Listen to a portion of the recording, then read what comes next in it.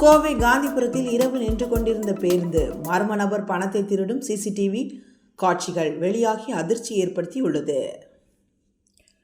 கோவை காந்திபுரம் பகுதியில் 3 பேருந்து நிலையங்கள் உள்ளது. அதில் நகர பேருந்து நிலையத்தில் இரவு நேரத்தில் நிறுத்தப்பட்டிருந்த தனியார் பேருந்தில் திருடன் ஒருவன் ஏறி அனைத்து பகுதிகளுக்கும் சென்று தேடுவது போன்றும், அதில் உறங்கிக் கொண்டிருந்த நடத்துனரிடம் சட்டைப்பையில் வைத்திருந்த பணத்தை திருடும் காட்சிகள் மற்றும் ஓட்டுநர் இருக்கை அருகே சென்று தேடுவது போன்ற காட்சிகளும் பேருந்தில் பொருத்தப்பட்டுள்ள சிசிடிவி கேமராவில் பதிவாகியுள்ளது.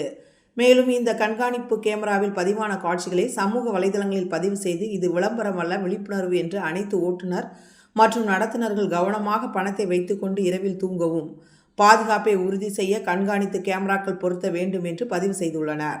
இந்த காட்சிகள் தற்பொழுது சமூக வலைதளங்களில் வைரல் ஆகி வருகிறது. தொடர்ந்து காந்திபுரம் பேருந்து நிலையம் பகுதியில் அங்கு வைக்கப்பட்டுள்ள கடைகள் மற்றும் கழிவறைகளுக்கு செல்லும் நபர்களிடம் வழிப்பறி, செல்போன் பறிப்பு போன்ற சம்பவங்கள் அதிகரித்து வருகிறது. இதனை கட்டுப்படுத்த காவல்துறை இரவு நேர ரோந்து பணியை தீவிரப்படுத்த வேண்டும் என்பதே அனைவரின் எதிர்பார்ப்பாக உள்ளது.